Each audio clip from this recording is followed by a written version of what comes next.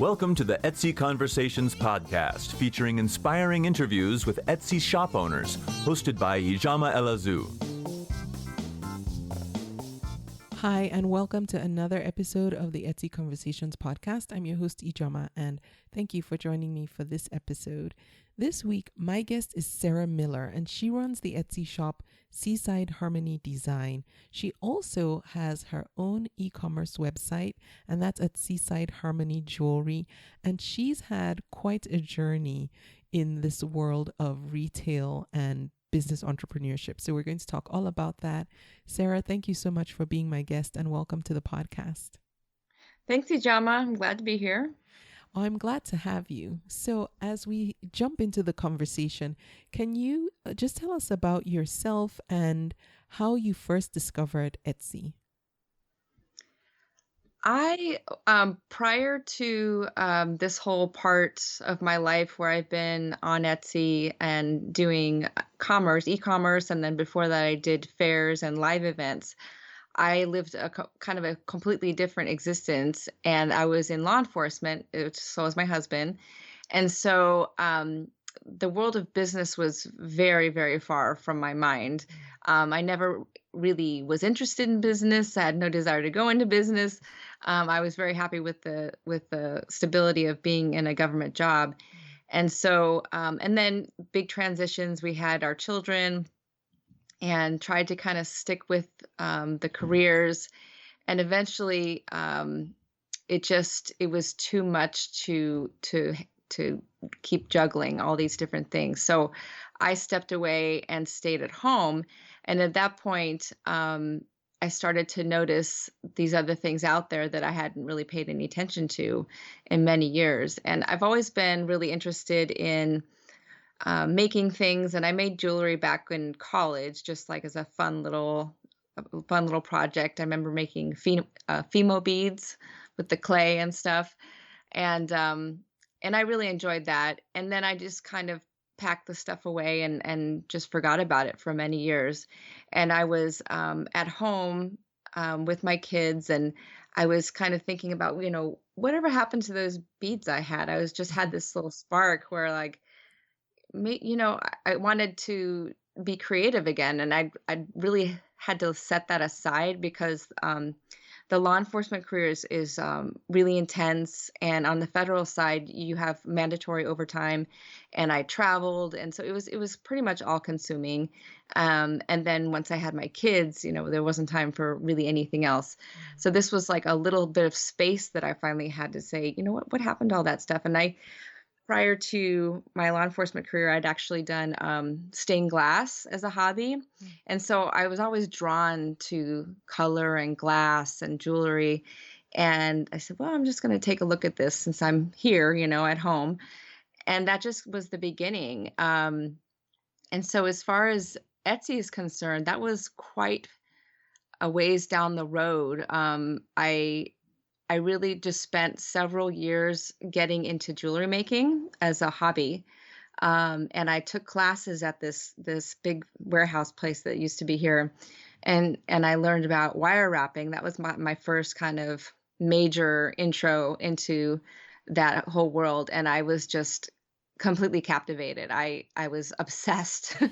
I have been obsessed with a lot of these different things, but wire wrapping was definitely like the first thing that just drew me in completely. And I'm kind of I'm a detail oriented person, so I really love the intricacy of wire wrapping. It can be very complicated and just really beautiful, and you can create something out of just wire that wasn't there before. And that really appealed to me. So that was when I just kind of went berserk with making stuff.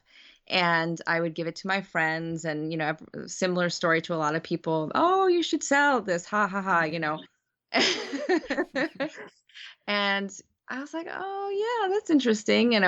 So before I even looked at online, because, I'm a bit older generation, it's not like our first thought is like, oh, I'll sell online. I guess my first thought was more person to person.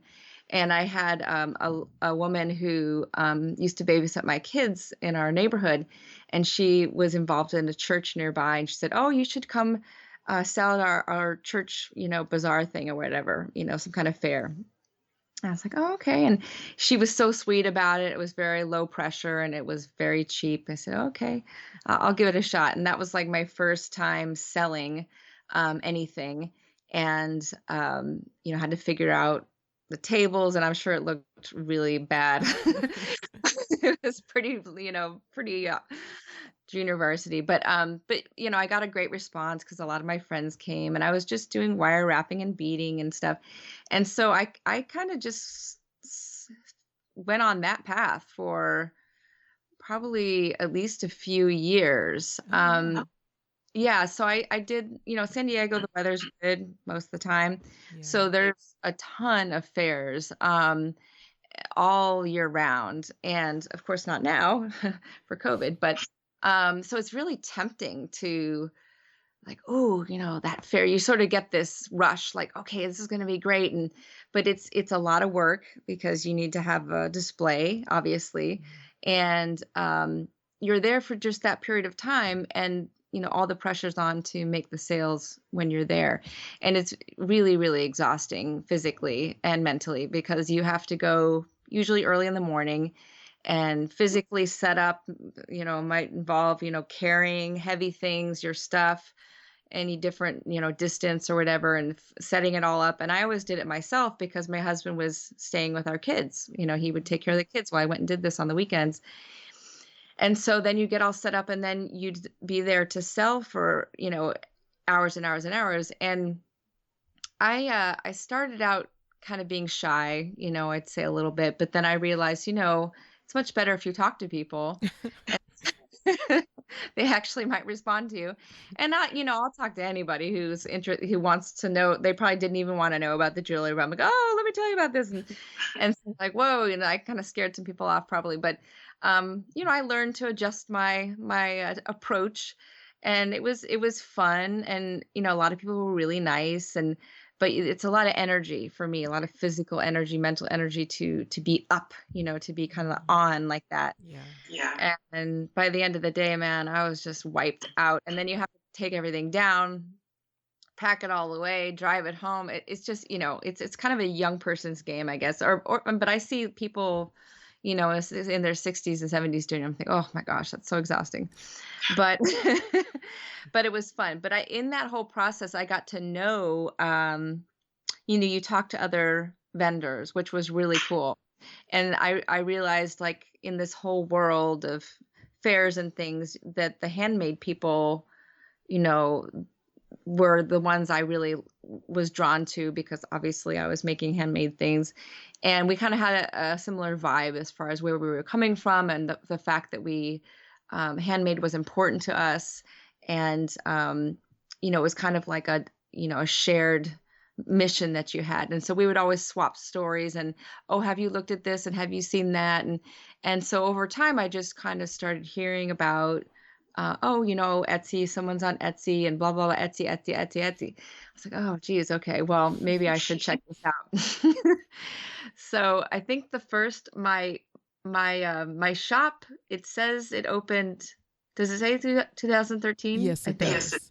Okay. So that was kind of like my first, it's a little bit misleading because, and I know other people this has happened to, I kind of opened the shop and it was different. It was, my prior business was called Wire Harmony because I was wire wrapping everything. And I threw some stuff on there, maybe 5 things. And I had a couple of sales, friends or something.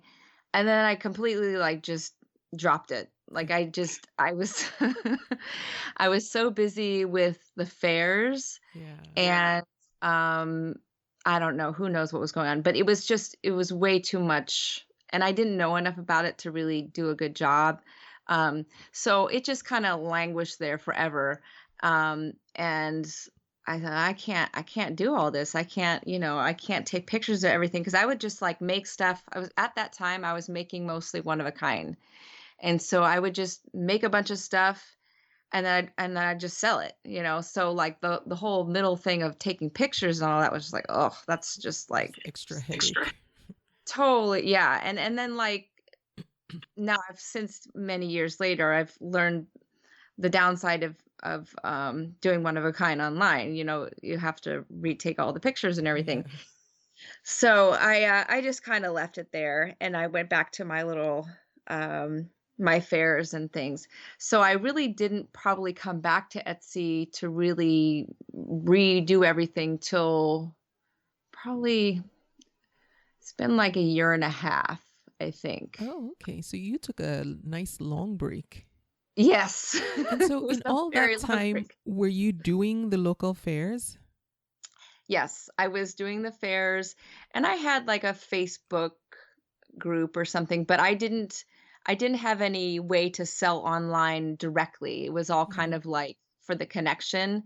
And Mm. then I would actually meet people in person. Like I'd go to a coffee shop, it'd be local people. Okay. And like we'd do our little transaction or whatever. So Like a Craigslist and type of thing. right. And then I would use like PayPal or something like that. Okay. For just to once I finally got like a credit card reader, something like that, just in the Okay. phone. But yeah, so that was kind of the way it was for a long, long time.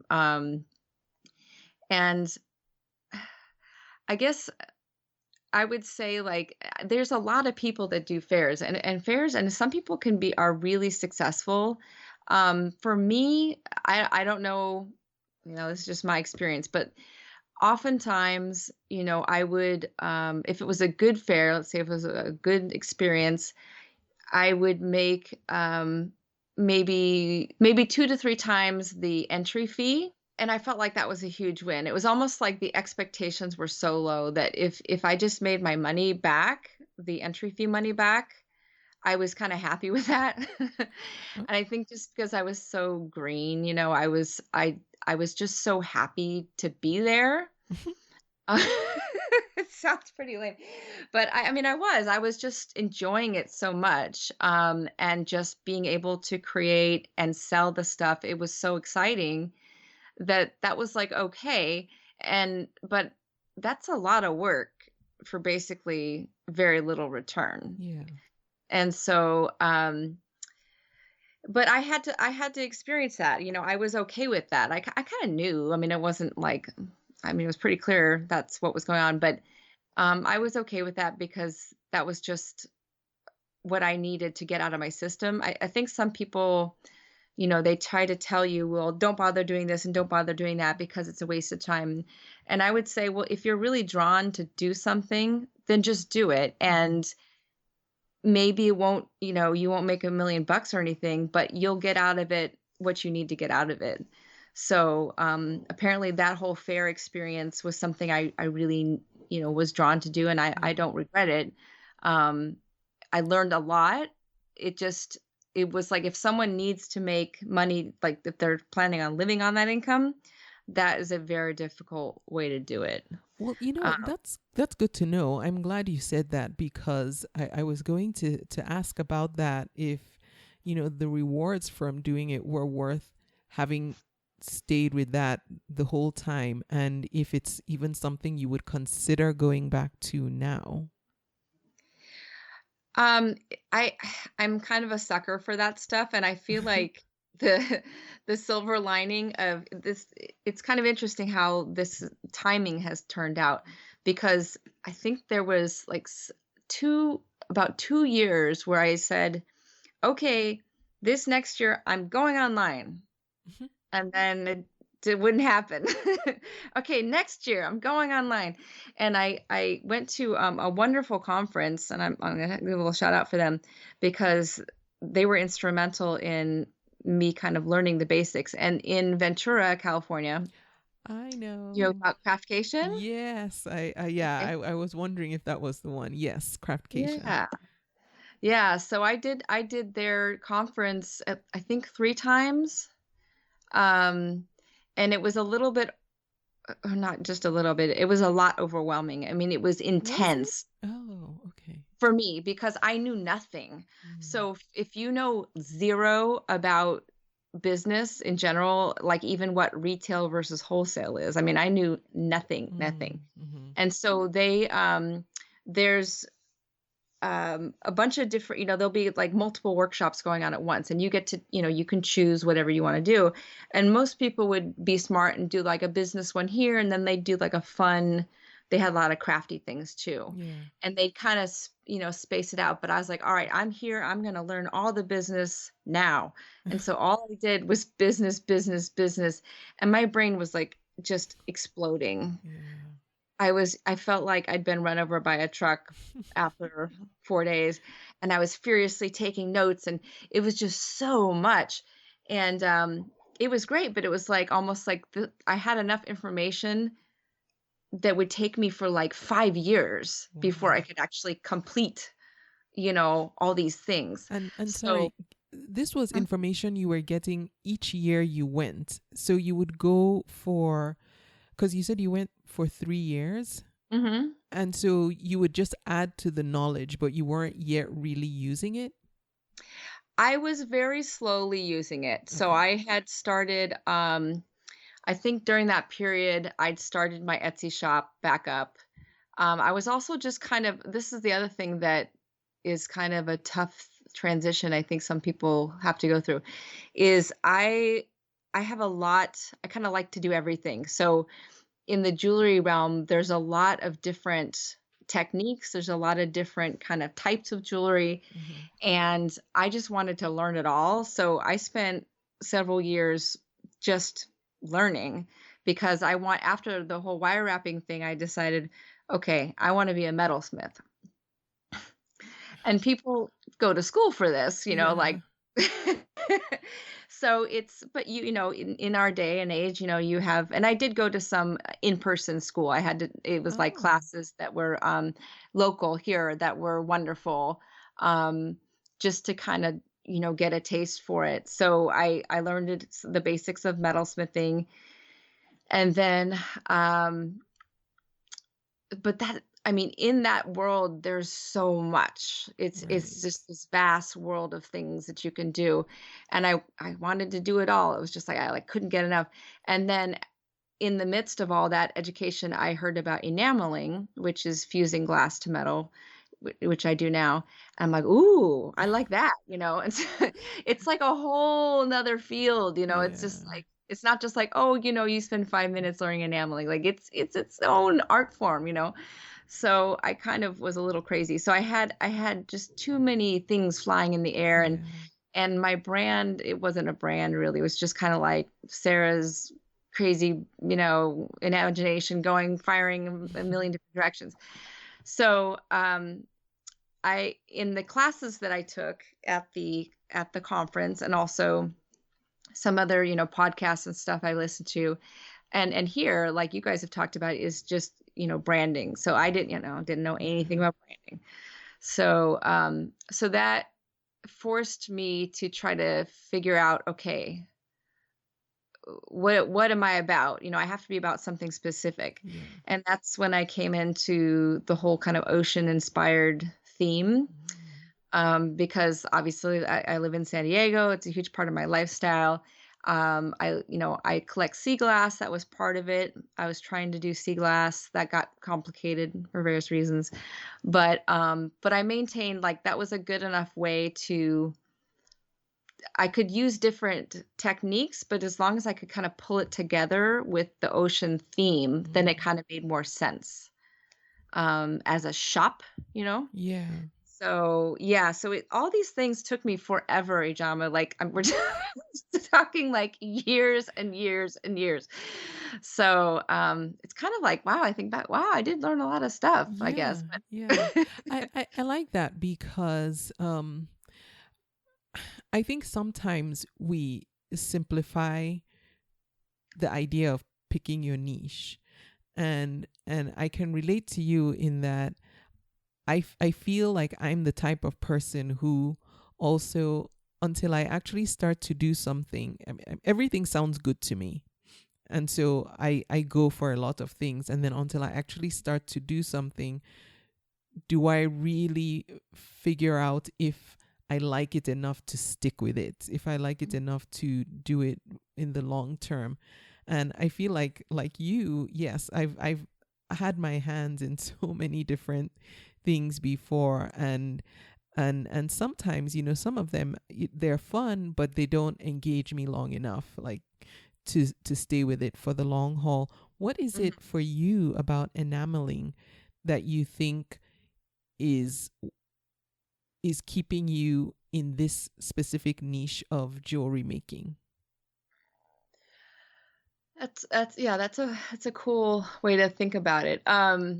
Enameling is just kind of captured my imagination a little because it's a very ancient art. I'm sure Mm. people have seen cloisonne vases from China, Yeah. from 1,000 years ago or whatever. I mean, it's in Greece, and it's an international, this it has a very rich history.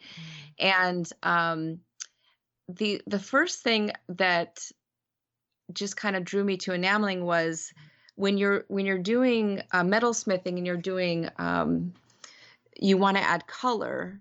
Generally, you're going to use stones, right? Mm-hmm. So you're going to be setting a stone, which is wonderful, great fun. I love that. But you're a little bit limited by the stone itself, or if you want to, how you're going to do your design. You're not limited, but it is a stone, and then there it is. With enameling, it's almost like you have the full, you know, you can do almost anything. So people who can actually paint or draw, which I really cannot, can actually draw, like a picture and fire it. And I mean, I won't go that far. I do more just like um, the finishes and the different types of firings and the colors, but you can bring all that color to the metal. And that just really appealed to me because it was, and the glass, I've always been, there's something about glass. I don't know what it is, like a previous life, something had to do with glass, because anything having to do with glass, I just am completely obsessed with it. So I mentioned I did stained glass a long time ago. Yeah. And then I love collecting sea glass, which everyone teases me about. And like those, the fused glass and those glass vases, the blown glass. I don't do that, but I just love looking at Yeah. it. And so any kind of glass, for some reason, that is just very compelling to me. So the fact that I could incorporate glass onto the metal, which was it's kind of a definable world that I could be comfortable with.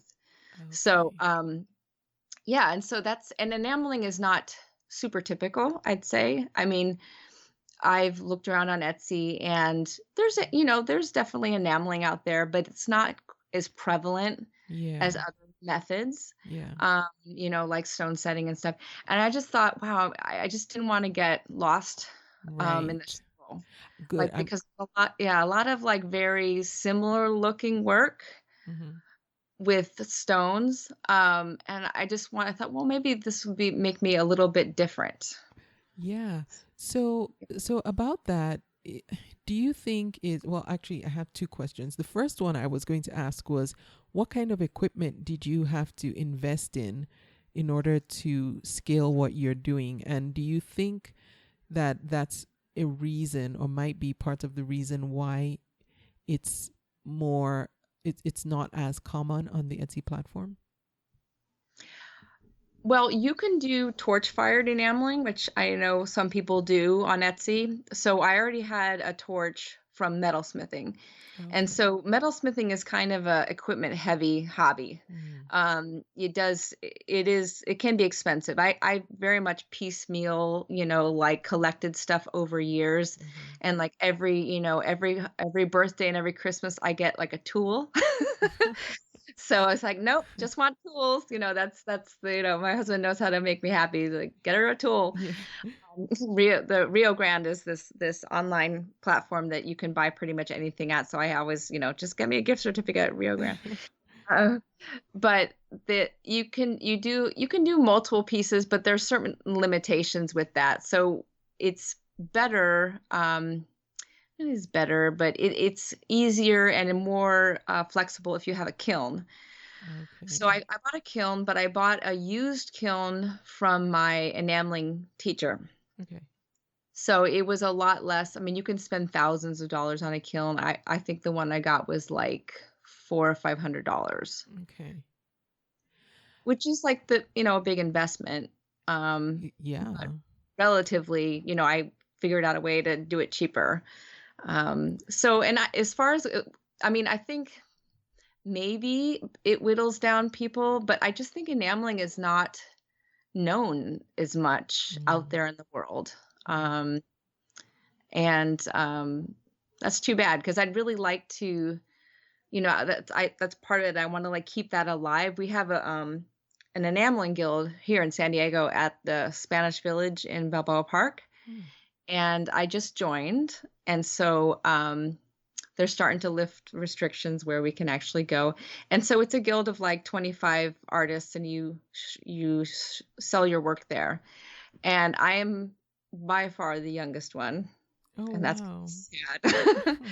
Yeah, it's kind of like there's this aging population of Mm. enamelists, and we're not seeing as many coming up, Well, so how easy is it to get educated in this specific craft? it's really, what I've heard is funny because before I was a kid, but I've heard older people say that they did enameling in like school. Huh. Um, yeah, and so it used to be much more common. Well, when you do copper enameling, that's very inexpensive. Copper is cheap. Mm. And if you pretty much generally you'll learn copper enameling first because you don't want to, spend a bunch of money on fine silver or gold, obviously. Um, and the enamel is like crushed glass, essentially. It's not particularly expensive. So, there's really easy ways to do it when you're starting out. You just, it's called sifting, it's almost like when you're baking and you take like powdered sugar over the top of a cake or something. Mm, yeah. That's how you apply it to the metal. And then you fire it for a couple of minutes, and it fuses to the metal permanently. And so it's not tricky. I mean, you can definitely get tricky with it. Like cloisonne is very difficult and time consuming. That's where you have basically flat wires that are standing on their ends, and you make Mm. pictures or patterns, and then you fill in the spaces with Oh, enamel. You've wow. probably seen some out there in the world, and it's incredible. I mean, there's people that just do this work that will just blow your mind. It's so Wow. complicated. And so that's kind of like my dream, like one day. So I have a question then. Yeah. Uh-huh. If if it's if it's I don't want to say relatively easy, but it's possible to get educated in how to do enameling. Mhm. Are you how do I phrase this? So Etsy can be very congested in some niches. Is that something you would worry about if people listen to this conversation and think, okay, you know what? I'm in X niche and I'm not getting any traction. No one is seeing me. Maybe I'll go learn enameling. Is that Mhm. something that would bother you, or is that something you would encourage somebody to try? It wouldn't bother me at all. I mean, Okay. it's the kind of thing where I always found that sort of thinking kind of interesting because back when I was doing a lot of fairs, you sort of had different reactions from people. Most Mm. people were very, very nice, and they would give you, if you asked them questions, they would give you information, like about how they did things or Mm. their craft or how you, and I was always just like, oh yeah, whatever you want to know. Yeah. And then there'd be people who are very like tight-fisted about things, and Yes. it's a secret or something. I'm like, it's really not a secret. And I just found that really sad. And so Yeah. I feel like in general, if you have an attitude of like, hey, the more the merrier, and people are going to sort themselves out. Yeah. I mean, yeah, it's just like there's some things that, like, I think some people would just hate enameling because it's very exacting. It kind of appeals to my nature in that it's intricate and it's exacting. It can be very frustrating. Mm. Um, just because enamel is almost like it's a chemical process that's happening. And if you don't do one thing right, like your enamel just will pop off and you'll be like, Yeah. what happened? And there's a certain amount of frustration, and you have to really like get to know your materials and spend the time. And I mean, you can get through a really simple project quickly if you just wanted to like bang something out and learn it, but if you're really wanting to dive into it, you're going to have some kind of investment, emotionally or Yeah. into the craft. So I don't know that everyone would want to do that, Dive in it. you Yeah. know? Yeah. Right. And it's just a very personal thing. I think it's the types of things that people pick and why they pick them have a lot to say about their personality, which is really interesting to me Yeah. too. Yeah. Hmm. Well, I like that because, as you might know, one of the things I like doing on the podcast is sharing information, and Hmm. I appreciate when people like you come on and share about your craft and what you're doing and what you've learned along the way, because not everyone is as open and not everyone is as willing to share. And Mm. so it's nice when, I appreciate every single person that has come on and shared about what they're doing, because there are some people who outright say, no, I don't know. I don't want to talk about it. And like you, I wonder, I'm like, there's so much space out there in the world. It's, Yeah. anyway. I mean, these aren't proprietary things generally.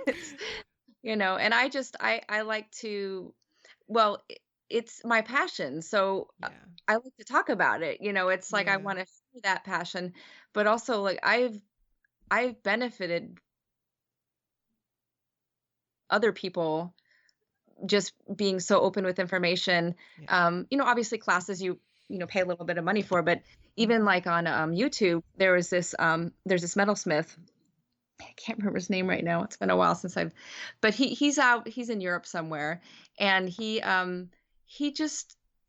just this older gentleman, and he's a master metalsmith, and he's got about a bazillion videos, and he'll just walk you. He's like a wonderful teacher, and he'll just very calm, and he'll just walk you through. And because a lot of things in metalsmithing are very technical and precise, Yeah. and it's like, oh man, I know this. If you have something like, I want to do this, okay, I'm going to go look at one of his videos. Oh, Soham Harrison, that's his name. And so there's so many people out there that, I guess he gets some money from YouTube or whatever. Good for him. Mhm. It's like, but so many people have benefited from his willingness to just put it out there. Yeah. And then you can carry your artistic vision further because you have these new skills, so I say just, I mean, if that's part of your money making strategy somehow is, then I guess you can't give away all the information, but it's not an easy thing to just go start enameling, you know what I mean? So Right. most people, they would already have to be pretty convinced that they're going to be spending some time doing that. So, Yeah. yeah. So what does a typical day look like for you, um, from start to finish running your business? If there Okay. is a typical day. I have tried to work on this. I'm not the most organized person. So my kids are here all the time now, of course, Yeah. doing virtual school and throughout the summer. And so I don't necessarily work every day Okay. on the business, but I don't necessarily just stick to weekdays. Like I'll work on the weekend. It's just kind of whenever it's convenient for me, Mhm. and I have time. Now, if I have orders, then of course I'm going to make that a priority, Mhm. and that's going to come first. And what I've tried to do with the enameling is there's some steps that have to occur that take some time. So you've got my kiln takes a little while to heat up, Mhm. and then if I'm doing my waves, which are kind of my biggest seller. Yeah. Those are, I used to saw those out, which was kind of ridiculous. Saw, But what do you mean you used to saw them out? Like physically? yes. Yeah. So I used to draw them and then saw the actual metal from the sheet. Oh, Uh, okay, okay, I See what I'm see. saying? Uh-huh. Okay. And since there's an inside cut, there's an inside piece that you have to saw. You have to drill through that to get a little space Mm. for your saw blade, and then you can cut it out.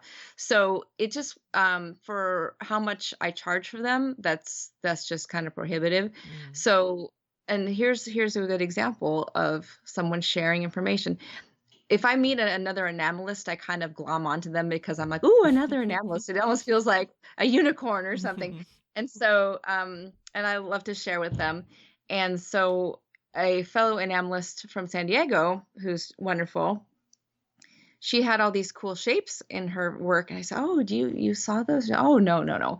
So what she did was she goes to this, it's like a industrial water jet company that's really close to where I live. And so mostly what they do is defense contracts for, it's kind of funny, for like parts, you know. Yeah. I don't know what the parts are in. I don't ask any questions. Yeah. But but this guy, he's nice, and for me and the odd little artist, we come in and bring him our copper sheet, and I worked with him to create the template for the wave because he just uses like a computer program Okay. and adjust it, and then these water jets cut them all out. So Huh. boom, it's done, right? Whoa. So he just does a whole, I was gonna say a whole mess, but he Yeah. does them for you en masse. Yes. So I'll say, hey, I need, Wow. 30 of these and 20 of these, whatever, depending on how long it's. So I have a couple different sizes. I used to do different shapes too, but I've just kind of settled into the waves. And so that way I don't have to saw them out. So that has made a huge difference as far as and I do pay him, but it's Mhm. like $1, you know. That's not bad. So if I spent all that time sawing, that's not going to be worth $1 of my time. No, right. So, and I felt kind of weird about it at first because I said, well, does that mean they're handmade? And I'm over it now. Oh. Yes, they're still handmade. Yes, his hands helped, but yeah. So yeah, that's one of those things. If you're going to actually have a business, you do need to be able to make things faster. Yeah. So, And for you, that's a type of scaling, I would right. think. Yeah. Yes. Yes. So this was like the evolution of actually doing more than one of a kind. This was Mm. part of that evolution where I could do things faster. Yeah. So with the enameling, so I'll have it's raw copper, and so I have to sand the sides to kind of give them some tooth, some texture, and then wash them, clean them, and then I have to do at least 2 layers of enamel on each side, just to get to the point where I'm ready to add the color Mm. or add, let's say if I'm going to personalize them, I'll write on the back with liquid enamel and I'll fire that into it. So there's a lot of prep kind of before you get to the final step. And then I actually make the necklace out of it, those are pretty simple.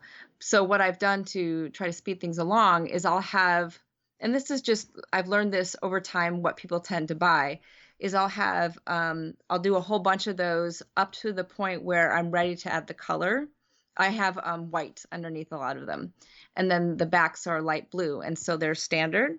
Okay. And then I'll have kind of like 2 or 3 of each color. And then I'll leave a bunch white so that I'm able to just do that last firing when someone orders something. Okay. You can kind of see what I'm saying? Yeah. So like I've done a lot of the prep work and then it's like, okay, I need 2 of these and whatever.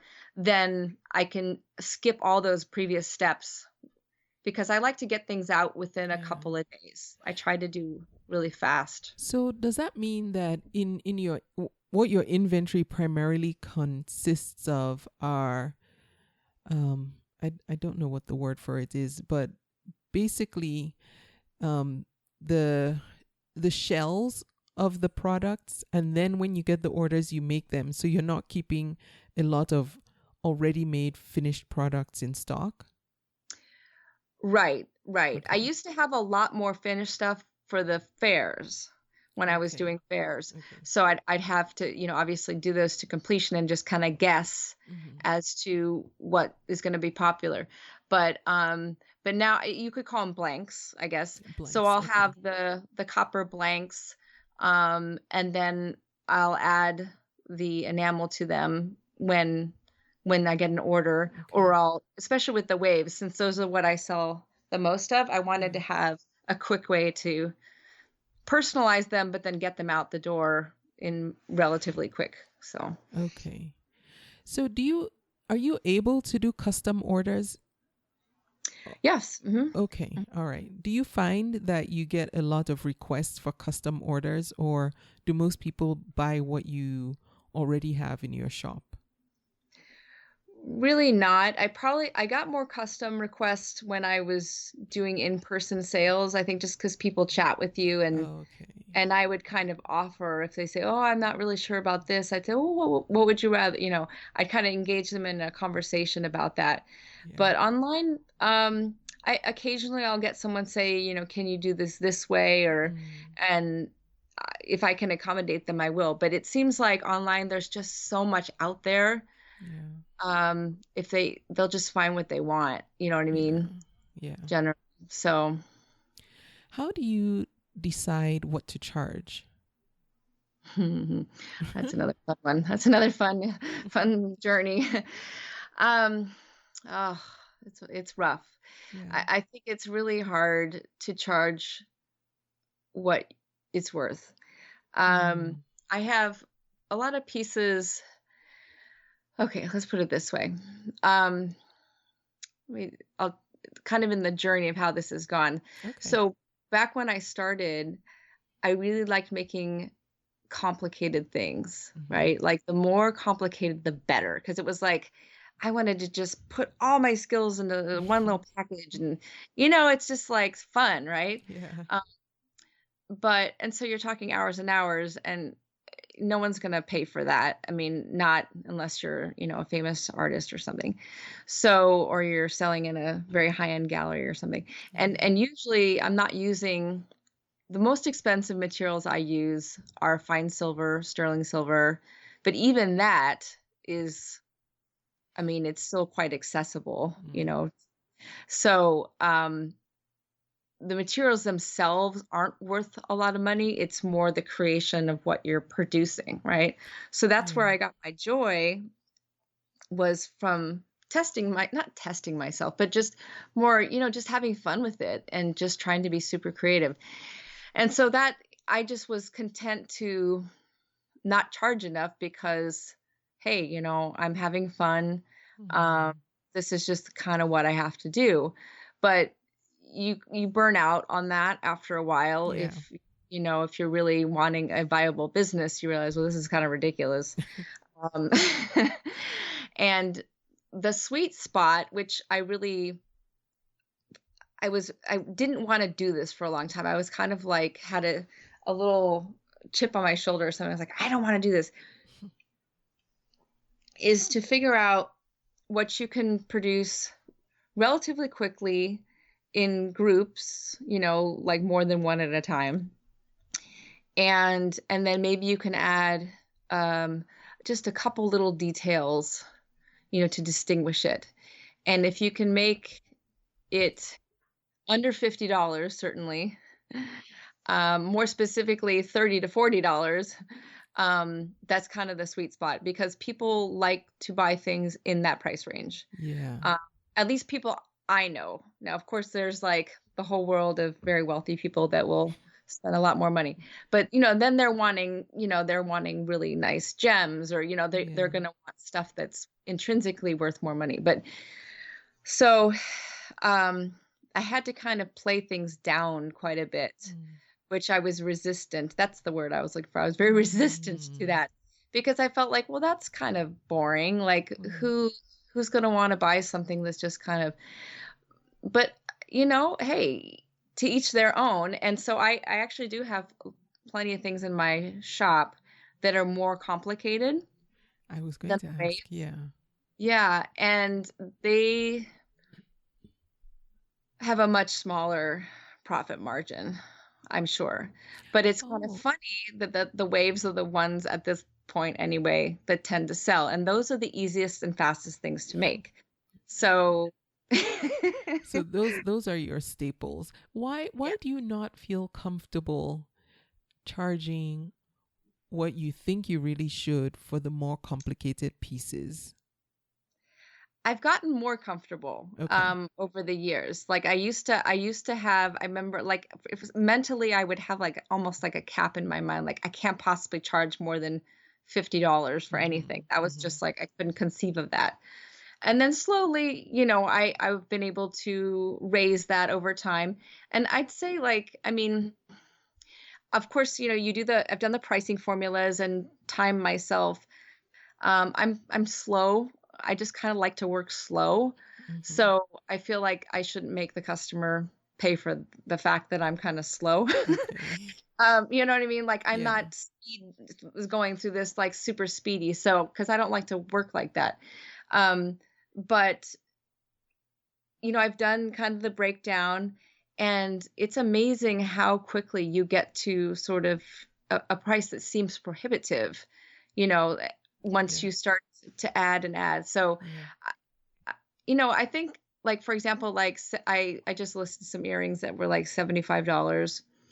And I mean, that's a lot of money for a lot of people. And um I just want to make it so that I don't know, it seems like it's a fair price. It's Mm. like it reflects the workmanship, but I mean certainly it would be great to charge double that. But and maybe I'll get to that point where Yeah. I have enough sales, I have enough kind of cachet or whatever where I can raise my prices. I think that would be great. Right.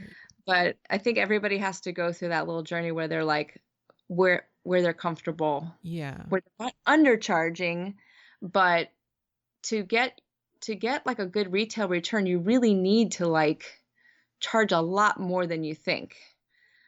Just because there's so much that goes into it. Right. Um, so many costs, and people don't understand that. Right. So, mhm. And I've heard, just from having conversations with other people on this whole topic of pricing, where you are now is probably comfortable for you yet, but then, eventually the market um can possibly start to let you know when it's time to increase your prices. And just from talking to other people who have gone through that, when they a number of them have said when the orders were getting to be so many that they couldn't keep up, they Mhm. knew that it was time to raise the price because the demand was there.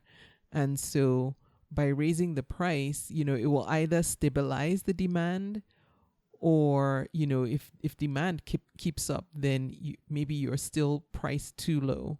Does that make sense? Maybe. Absolutely. Yeah. Yeah. Yeah. I would love to get to that point. Yeah. Well, So how are we'll your see. holiday selling seasons? Because technically you've been at this just since last year.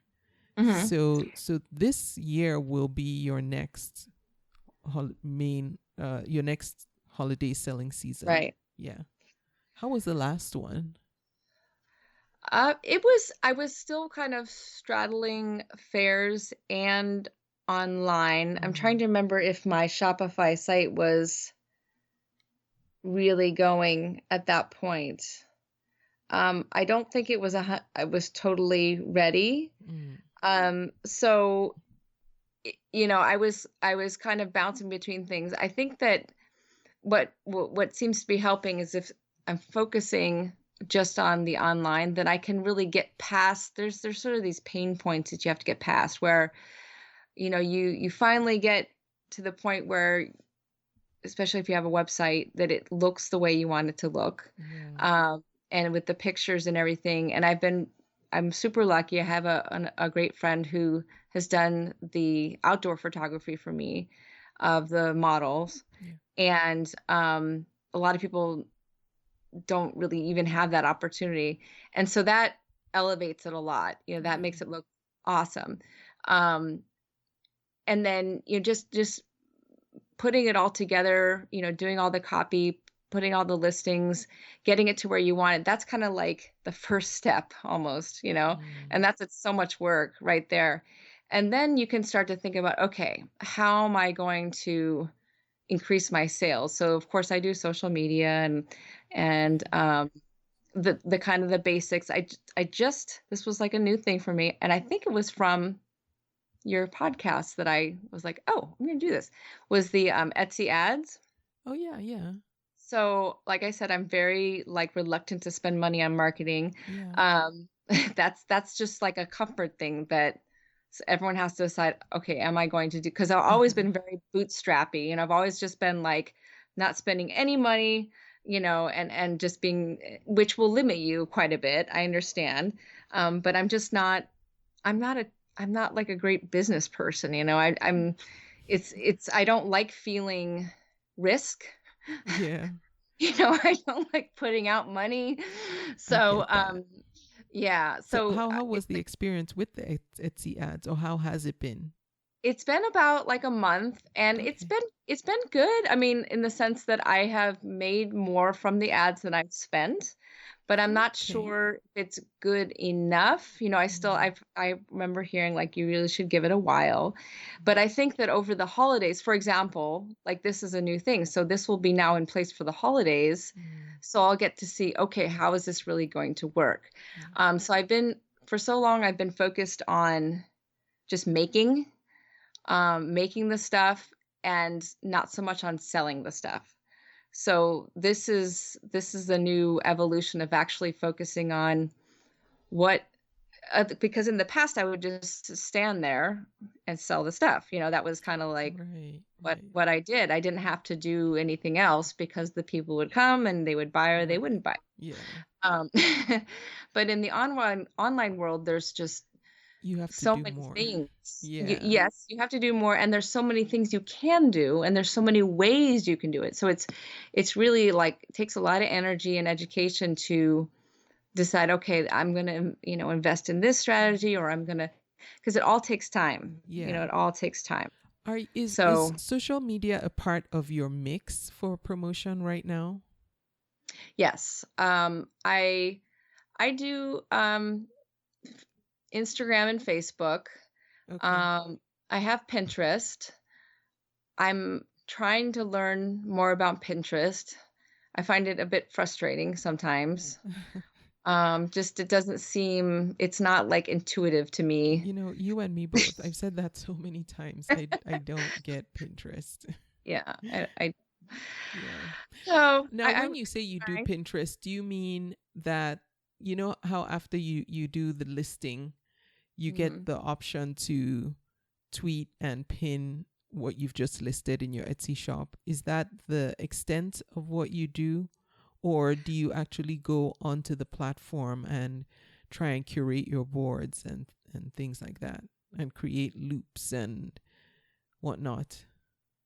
A couple years ago, probably at least a couple years ago, I set up my business account and my boards, and I just started with a handful of whatever, and I've over time, very sporadically, I've added pins, and then for a while, I was pinning my Etsy stuff, but then when I started my Shopify, the idea is that you don't promote your Etsy stuff. You only promote your Shopify, because Etsy has its own traffic. So Etsy, you let Etsy do the Etsy, and then, because that's where you need to, if you have a regular website, you're the only one that's promoting it. So I redid that. So I just pin my stuff from Shopify, but I'm trying, it's just a long process. So since I'm, it's ocean inspired. So if you look at my Pinterest, it's very focused on that. Though it will be like, there's a board for sea glass. There's a board for just like color study, blues and greens. There's gems, blues and greens. It's mostly blues and greens. beach lifestyle, beach attire. It's very much the brand. I Mhm. started out putting other stuff in there that's more about me. And I'm learning that people don't really care about that. They want to see, they don't care about me. That's so hard. No, well, it's I totally get it, like they don't care that so I had one of my favorite boards was my knitting for a long time because I do love to knit now. Mhm. And it's kind of, a strange connection, so I made that private finally because it's like no one really cares about my knitting. It has nothing to do with it. Yeah. So it's more like, yeah, it's very much Okay. geared towards the lifestyle. And then within the ocean inspired thing or the beachy thing, I also infuse part of me, which is health and fitness. I'm a yoga instructor, and Oh. I'm really into just that whole kind of vibe. And I'm a runner, and so fitness, and so that's kind of incorporated Okay. into it a little bit too. Yeah. So your social media pursuits, are they primarily geared towards driving traffic to Etsy? I know Pinterest, you're trying to drive it to your Shopify store, but like on Instagram, where are you sending people from there? Or To my Facebook Shopify store. to your Shopify. Okay, so you are trying to build that platform. Yes. About how much time and effort and work goes into promoting your Shopify store? And uh, before I have you answer that, for anyone who wants to check out Sarah's Shopify store, it's seasideharmonyjewelry.com. And of course, I will have a link to her store, so you can go and check it out as well by clicking through. But if you want to just pull it up now while you're listening, it's seasideharmonyjewelry.com. So Sarah, about how much effort goes into that? Because everything is all on you. You don't have a marketing team. You don't have anyone else helping you with that. But this is something as a growing business that you do want to pick up traction. So what goes? Right. Yeah. So pretty much everything I do now, and it's kind of nice to have this distinction to understand what it is you're doing and what for. So any extra work I do is to send people to my Shopify account. Okay. So in that vein, I have an email list. Okay. Um, so years ago, I started kind of organically, and then I used MailChimp for a Mm-hmm. long time. And I'd send out, sporadic little newsletters or emails or whatever. But I didn't, this was still just kind of pre website. So wasn't clear exactly what I was doing. It was still very much like a word of mouth kind of thing, or contact me, or, Facebook, Mm. that kind of thing. Um, so I transferred that. And now I have a bit more of a strategic kind of approach where I love Shopify. It's funny, I had to, of course, I need to like feel all my own pain. I don't take anybody's word for anything, which I remind myself about my children so I was back at this conference that mentioned the Craftcation, and this was really early on. There was a speaker who was a WordPress pro, and I know you do WordPress, right? Yeah, I do. Okay. So she was a WordPress pro, and she's like, this is super easy. And I have like no computer experience really. Like I was not hip to any of this. And I like the word free, that really appealed to me. So like, okay, I'm going to do it. And so I really tried. Wow. It was so hard. And I was just banging my head against the Oh. table, and it was just, and then I got hacked within Oh no. like a week. My site wasn't even really live. It was like it was the worst. It was like live, but it was all messed up, Yeah. because I knew nobody was looking at it anyway. And I was trying to cobble it together from these YouTube videos. And it was just everything took forever, and it just looked like terrible. And then I got this notice saying, "Oh, by the way, you've been hacked, Oh, and your site sent out a million spam emails. oh Your site is shut down." I was like, "Oh, that's great." So then I realized, which no one told me, of course, that you have to have, something in place to protect yourself. You have to have I'm sure you pay for some kind of company, or you have to know a lot about how to set up all these security Yeah. features. Yeah. Yeah. So I didn't know that, and so Oh, by the time you add up that stuff, it's basically the same as a monthly Shopify account. I The sm- get it. Yes. so yeah, so I was like, okay. And so I went to Shopify. So much easier for somebody who can't or will not or just doesn't want to like really do Yeah. it the hard way. Yeah. So yeah, You that know, sped up quite a bit. It was a lot easier. I feel your pain. WordPress, I'm so used to it now, so I understand it a lot better. It's become kind of second nature to me. But yes, for anybody who is thinking about starting a website, WordPress does give you a lot of flexibility if you want it. Mm. If you Mhm. don't want the flexibility, then don't feel obligated to go with WordPress. But yes, I was hacked as well. So I know Oh, exactly what you're talking about. And it was the worst experience because same thing, my site was still new. And it's not the one it's not the convome.com for the podcast. It was another mm. one I was building, trying to learn. And it was still new. I didn't know I had to put security features in place. And then one day I got an email from some random person in some other part of the world. I won't mention where. And he says, "I own your website now. If you want it back, you have to pay me." And I was like, "What?" I said, "No, you can't." So I tried to log in, and sure enough, it said, the login credentials didn't work. And to this day, that person still has that domain and will not give it up. And it's so annoying because the domain name was, it had nothing. It had nothing to do with anything that anybody would be interested in except for me or, anyway.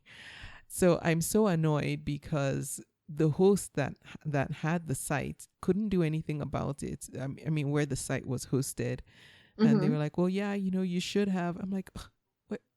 Anyway, yeah. So they Wow. told me all the should haves that I should have done in order Wish they not could to. have told you first. That would have been I nice. know. I'm like, well, why didn't you say all this beforehand?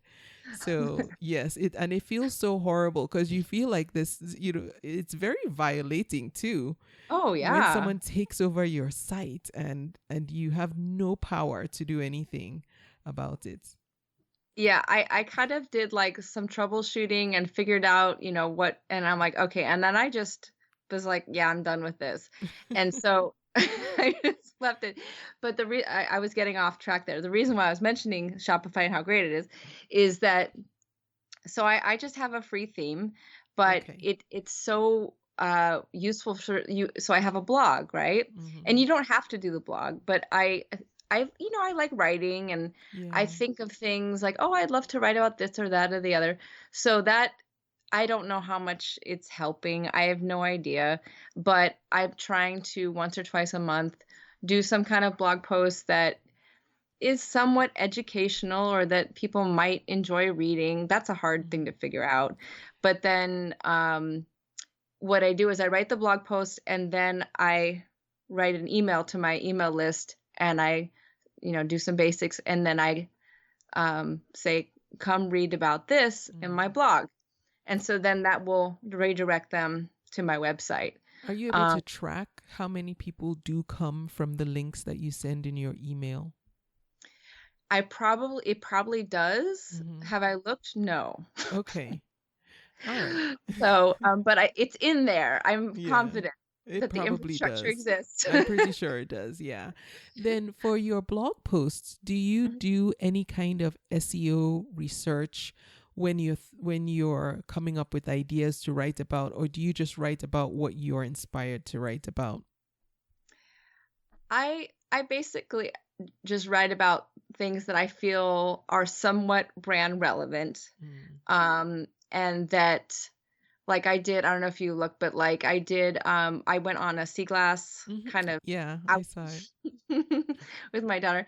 And so that was fun. So I tried to document that pretty well, and I learned how to embed videos. That was fun. Yeah. So just kind of, that's kind of about the whole lifestyle. And then I just did the one, it was kind of different on ThreadUp, Mm-hmm. just because I like to emphasize, environmental awareness and making that part of everybody's daily life, as far as, your practices and stuff. And that's kind of a branding thing. So I did that, just because it's something I did. I went ahead and I thought, well, I have this kind of this information that might be helpful to people. So so I'm trying. I think before that, see, I was kind of struggling for a while where I would just kind of be like, yeah, I've just been hanging around and, just sort of mundane, nothing. And then here's my new jewelry, right? And because I almost felt like people didn't really want to know what I was doing, like that would be boring. Yeah. But it's also like, well, they just don't want to be constantly sold to. So Yeah. it's trying to find that kind of medium where I just pull from my everyday experiences that I think might be something helpful or entertaining or whatever to people who live kind of like my kind of lifestyle, where I'm out on the water a lot. I go to the beach. I'm thinking about, environmental causes, just kind of like that has to factor into it somewhere. Okay. And So, just yeah. for, because you mentioned this, for anyone who doesn't know what ThreadUp is, do you want to just briefly explain what ThreadUp is? Oh, sure. ThreadUp is an online secondhand clothing site. Okay. So I'm just really into, recycling things and DIY. That all is fun to me. And so I'll mention things related to that world. And I mentioned like that I recycle my metals and, I do things in my business life to try to, to show that kind of awareness in my daily life. So. Okay.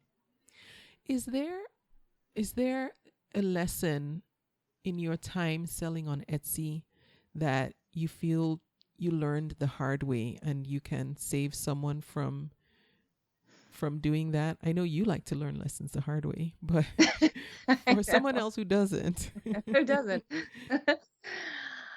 Ah, um, well, I think Etsy basically, and a lot of this type of entrepreneurial activity, you really get out what you put into it, and that's what it comes down to. And if you're okay just kind of coasting by and just maybe throwing a couple of things up on Etsy, which is very easy to do because it's so inexpensive, you're going to get that kind of response. But some people, that's okay. If they have so many things going on and they don't have the time or energy to really focus on it, that's not a problem. But if you're wanting more, if you're really wanting to get like a really solid, response or people to really latch onto it, you are going to have to really plan more and be more thoughtful in how you set things up. Obviously, photography is a really big deal. It's a pain point for a lot of people. Yeah. It's hard to do good photos. But you can do them with your smartphone. That's what I pretty much do. Is it really? Mhm. Oh, wow. Not the really whiz bang like the beachy ones with the models. No, that's like really nice cameras Oh, and yeah. lots No, of it. no, no. But yeah, even like I'm looking at the earrings and and just Mhm. where you have them like on a seashell or Mhm. or on wood. Those are just phone pictures? Yes. Wow, that's really nice. Yes, and there's lots of different, everyone has to learn their own little methods for how they're going to set things up. Mm. Actually, okay, I will mention a bit of something that's a bit of a pain. Mm-hmm. It's hard to know in advance though about this. Mm. So when you start, you kind of just start taking pictures of however, whatever and whatever setup and whatever background, and you just feeling it out, which is fine. Mm-hmm. Um, but this is what I would say, I guess. Which you should do. I mean, I think everyone needs to, because then you get to know what looks good with your product, because not everything looks good with every product. Right. And so you can't know until you look at it and really start experimenting. But if there's a way you can just take everything at least once or a couple pictures on very, the same background, whether it's white or not, it doesn't, I mean, white's kind of like the standard, but something very simple, not, so like I use wood a lot. Obviously you see a lot of wood there. And I tried to do a lot of outdoor photography because I really like the light. Yeah. And but that was kind of problematic because I'm like in weird places around the house and the sun would be going through the trees and things are blowing over in the wind. It's Oh. not the easiest thing to do. So I have a really cheap little light box that I bought a long time ago. Oh. That's one of those LED strip light boxes. I don't know if you've seen them. They look like a big, like almost like a Chinese food package, that you pull open. Well, And is it like a tent? mm-mm, Okay, no. I've only it's seen an the attempt. tent style ones. Okay. This one, I don't know if they still sell them. I bought it a long time ago on Amazon, but it's like a white kind of pull open box. It's made of plastic and it has an LED strip on the top. And then I also put these lights kind of shining into it and I filter them a little bit. Mm. And the good thing about that is you'll get very consistent photos. So where I'm going with all this, kind of all over the place, is that if you can at least have a group of consistent photos Okay. that will follow from the beginning, because the position I'm in now is I need to basically re-photograph everything, Well, in my why? opinion, because the wisdom out there, I guess, is that your shop needs to look very consistent. Okay. You see what I'm saying? And I Yeah. have, I have shell here and I have this there and I have light wood here and then I have, Okay. and so it's too much variation. It doesn't look Okay. terrible, but I feel like as you go through these things, you start to refine, right? You Mm. refine. And if there's a way to kind of keep a something consistent from the beginning, that's at least just one of your options, Yeah. um, and then have those other ones as extra pictures. Mm-hmm. That's just something to think about. So Oh, I photography see. is something, yeah, that you really have to spend a lot of time on, and it's probably, I mean, it's what you should spend time on before anything else, because as has been said many times by other people, not me, that when someone comes to your shop, no matter how great your stuff is, if your photo's really bad, Yeah. they're probably not going to buy it. So spend the Yeah. time there Okay. first. No, that Yeah. makes sense. So what you're saying is have a cohesive look for your shop, and you can get creative with subsequent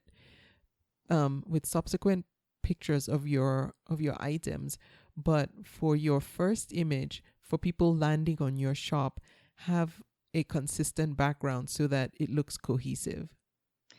Yes. And I'm Okay. sure there's people who would disagree with me, but Yeah. and it doesn't have to be exactly the same, but I just say, like, the more Mm. varied it is, the more kind of disjointed it's going to look. Yeah, yeah. No, I get exactly what you mean. I understand that. Hmm. And that does make sense. Yes. It can look okay up to a point, then it reaches a point where it looks messy. I don't think Right. yours does, but I know what you mean. Yeah. And I've tried to get more consistent. So like if you're looking at newer photos, you're going to see stuff that's probably more consistent. Mm. And then so you'll have like your lighting, that's what's great about the light boxes. It's always going to be the same. Yeah. And so, and like you kind of get used to doing the same angles, which sounds boring, but really it kind of like sets the tone. Yeah. And it's not like, oh, this, your eyes are bouncing all over the place. And it just makes for a better experience from the buyer's point of view as they're looking through the photos. Yeah. And this is all done like on a very subconscious level. Like people don't know why they're looking at your photo more than other, they just think, oh, I like that. Mm-hmm. But this is where all this stuff comes in, where you're like, what? That has to do with marketing and things like that you have to learn the hard way. So, or from someone else, Yeah. And I would think just in that vein, it does kind of make sense if everything on your homepage when someone gets to your store kind of has the same background. All somebody is going to focus on is each product in each tile, and Right. they're not distracted by different backgrounds because that makes sense. I Right. never thought about it that way, but that does make Right. sense. Right. And some people just go with the whole like pure white, or where the thing's kind of floating, which I don't know how to do. Yeah, I've seen those. Sort I of don't know like how to do it. disembodied thing. Yeah. But I think just from looking, like it's okay to have just a little something, but subtlety is really helpful there. You got to keep it really subtle so that your thing is like, boom, the most important thing in the picture. Yep, that makes sense. Are there any tools or resources that you use that you found have really helped you in just getting better at selling on Etsy? I know we talked about Craftcation already, and you mentioned Soham Harrison, the guy on YouTube. Any other resources? And I'll link to Craftcation for anyone who wants to check it out. I know the event this year was canceled because of COVID, but I think they already have the signups for 2021, and so hopefully they'll still be open, because by the time this will air, it will be December, and they usually have it in April. Right. Yeah. Right. I would highly, if you're in the area, or people come from all over the country to do it, from the East Coast and stuff. But yeah, as far as like packing in resources in a small period of time, that's an amazing conference. And it's not, if you get in early and watch for the early bird pricing and all that, it's really quite reasonable. So I would highly recommend that. As far as online tools or educational tools, there's so do you know Jess Van Den from Create and Thrive? No. Do you know? Okay, so she's also in Australia. Okay. And she has a podcast, and that's how I first learned about her. But we were kind of like weird, sisters from another galaxy, because she's a metalsmith, she's a yogi, like we have a lot in common. So I was just very drawn to her. And Australians, like in general, they're more laid back, like kind of how they approach things, which is kind of like Southern California sort of idea, where it's business, but it's also very practical. There's not a lot of flash and, special effects. It's just very big. So she has a group that you can join, and she has a ton of resources online. And that's how I've learned a lot of stuff too. Oh, what's her group? It's called the Thriver Circle. Oh, okay. So yeah, so if you look up, but her other kind of umbrella thing is Create and Thrive. Okay. And she was, selling her own jewelry for a period of time, and then she started the educational piece. And so her and her husband earn their full-time income from those two things. Okay. Right. Good. So it either that, or there's lots of other things like that online. If you find somebody that you gel with, and you can kind of focus on one community or one, you know, educator, that will make things more manageable to kind of not feel like you have just things coming at you from all directions to Yes. walk you through. And she has online courses and all things like that. So that's something I've stuck with for several years, just to have. And then she has a private Facebook group. So you can ask questions. And it's kind of nice if you have access to a private group, because then it's not just people trying to spam you with their sales, With the their links to their products all shops. the Yeah. time. That gets Yes. annoying. So that's a wonderful resource. Let's see. Buffer. I use Buffer to Okay. schedule my social media. Okay.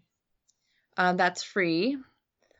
I like to try to just do some in advance if I can. I'm not as good at it as I'd like to be. Yeah. But that way you just bang it all out. You can do it on the desktop or on the phone. Yeah. It's very adaptable. Yeah. I used to use the free version of Buffer too. It's good. It's easy to hmm use. Mm. Yeah, and that'll go to Instagram and Facebook. I th I can't remember if they have a Pinterest thing. You pay for the Pinterest part, right? I think there might. Not when I was using it. It was Okay. free. But then again, I think that was the early days of Buffer and they were trying to get traction. Mm, Yeah. But yeah. I haven't used it in a while. So that, and like I said, I did use MailChimp for a long time. The only reason I switched to an app in Shopify because they, Oh. just like $10 a month or something. They had these really nice templates that would, um, place you say, oh, here's like you can focus on a collection or just pick specific products, and it does Mm. this really nice setup for you, Mm-hmm. and it clicks all the way through, so you don't have to manually like every single time try to like start Okay. from scratch. And you can set up the you know, to focus on certain people, like someone who's bought something recently or new signups, to send them periodic emails, you know, that whole thing. Oh, like the segmenting. I think that's what they call it. Yeah, I'm just dipping a toe. Okay. It's like advanced email marketing. It's the kind of stuff that, you know, you start to have the bandwidth to look at after you kind of get settled with Yeah. your online presence, because it's just like more on top of everything else. Yes. Yeah. Yeah, I But get once that. you set it up, then you don't really have to touch it. I mean, as long as if you have something that's automatic, you know, you're not having to maintain it at all, which is really Yeah. nice. Yeah. So, Yeah, I've read about those with and like you said, it's something to add to the list of things to learn how to do.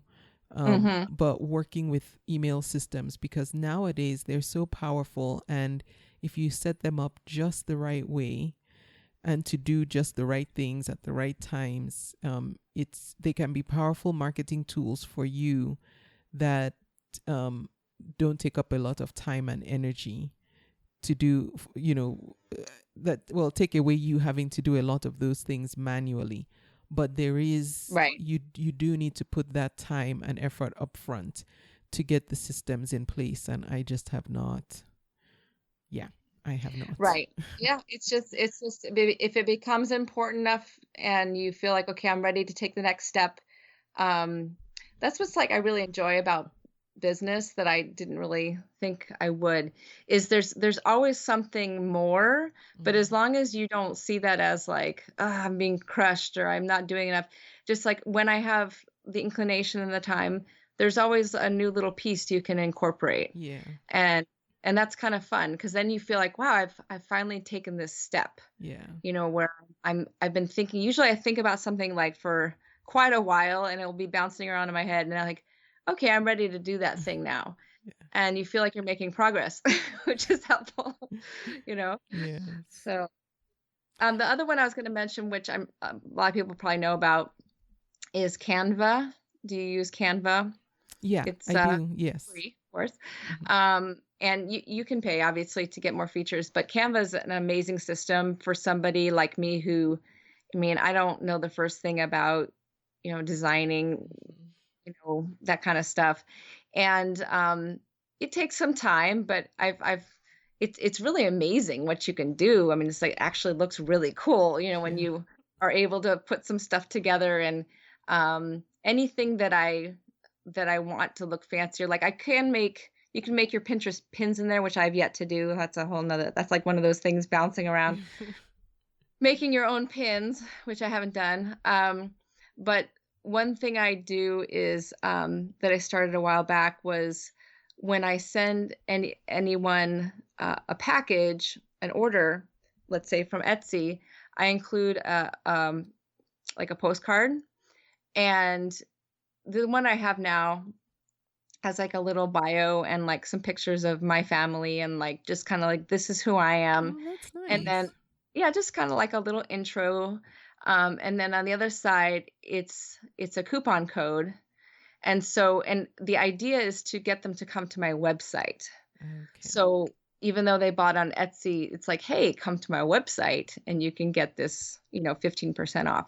So that's another marketing thing that I do to entice people to check my website out. So did you create it in Canva? Yes. And do you print them at home or do you send them to a printer? No, I use Vistaprint. Oh, yes. Mm-hmm. And Vistaprint, I used to like use their little templates, but with Canva, you can make it exactly the way you want and then just upload it into like a blank template. So I use Vistaprint I have pretty little like round stickers I put on my boxes with my little logo on it. And let's see, what else did I have? I had little return stickers, just nice stuff, to go with your packaging. And I've always they have sales constantly. Yeah, they do. So like they kind of send you a lot of email, but you can get like 50% off if you just wait for like a couple of days, like Yeah, yeah. I've learned with those types of systems. I haven't tried to play around with Vistaprint that way, but like if I want to take a course on Udemy, because they do that quite a bit, I will go and find what course I want to take and then click on it, read about it and then just leave it. Right. And in a couple of days, here comes the coupon. Like, oh, it's now $9.99. And then if you don't respond, then it's now $7.99. Yeah, it works. It does work. Yeah, that's hey, they use the cookies to track us, so I'm like, I'm going to let the cookies work for me. Right, exactly. Yeah. Now, how about the cards that you hang the earrings on? I see them in some of your pictures. Is that also from Vistaprint? No, those I've had lots of different evolutions of those, and I have used just business cards that I kind of made into earring cards from Vistaprint before, but those I actually bought from Etsy. I don't know, I feel a little better in some ways. Like if I need supplies, I do check Etsy out because I like to support the other sellers. Yeah. And I really like this woman's stuff, and I can't remember. This is so terrible. I should have looked up her name. But she has so many different shapes and sizes, and like, if you want to have the slits on top or not on the top, so you can hang maybe a necklace and earrings, or depending on how you want to display it. So those I actually bought with the idea of using them in a show. Okay. And then my shows got canceled. So they look nice in the pictures too. So they do. Yeah. So that's okay. Cool. So let's do this. Maybe you can send me, if you know that lady's Etsy information, and I'll link to it, and I'll make her your Etsy shop shout out. Okay. Yeah. Awesome. So if you're listening to the podcast and you check out Sarah's store and you see the cards that she uses to hang her jewelry, just look in the show notes section at convome.com, and by the time this airs, I should have a link to the Etsy shop, so you can check that out too, and maybe support another Etsy seller as well. Yeah, and you upload your logo and stuff, and it was really, really nice, fast, nice the lots of different choices for the paper and the texture and all that. So Oh, I was really nice. happy with those. Oh, very nice. Now, if someone wants to connect with you, Sarah, after this, what's the best way they can do that? How can they reach you? Well, there are a few ways. If you just go to my website, seasideharmonyjewelry.com, Okay. there is a little box to send me a message. Okay. You can also sign up for my newsletter, Okay. and you automatically get a discount. So that kind of helps. Okay. I'm on Instagram, Seaside Harmony Jewelry, and also Facebook the same. So I'd say between those, you'll be able to get a hold of me for Okay. sure. Great. So I will include links to everywhere you can find Sarah, her website, Instagram, Facebook, and of course, her Etsy shop as well. Right. So you can go check her out. Sarah, thank you so much. Thank you for sharing your journey on Etsy, before Etsy, and then onto Etsy, and just what you've learned along the way. I think it would be really helpful for other sellers to just learn from what you've done and what you're doing now. So I appreciate you sharing all this information. Absolutely. And I've gotten a lot of inspiration from other people on your show as well. So feel free to contact me. Anybody out there who maybe has a question, or I'm very happy to share what I know and just, help other sellers be successful as well. Thank you so much for your Sure. generosity. And I thank you for listening to the podcast. If you want to connect with me, you can go to convome.com. There's a contact form there. If you want to be my guest on the podcast, there's also a tab there. You can do that way. And if you just want to say hi, you can find me on Instagram too at Convo Podcast. And once again, I thank you for listening to this episode. I will be back next week. Thank you for listening. You can subscribe to the podcast in iTunes, and while you're there, please leave a review too. Visit convome.com to leave a comment or feedback on this episode.